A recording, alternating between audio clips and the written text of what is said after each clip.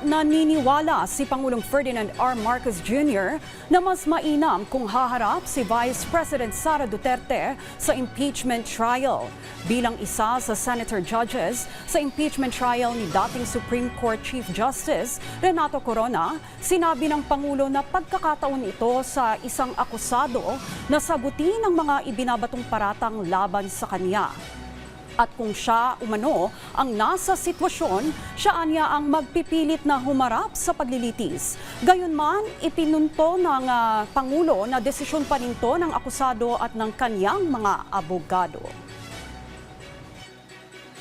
It would be much easier to get to the bottom of everything if you can speak to the accused directly.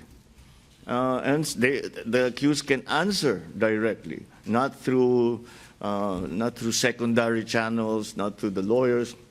Kung diretsong makapagsagot, di siyempre mas magiging maliwanag ang proseso, mas magiging madali ang proseso. I would almost insist over the advice of lawyers. If they advise me not to appear, I would insist on appearing because kaya ko namang sagutin. Sige, sagutin natin.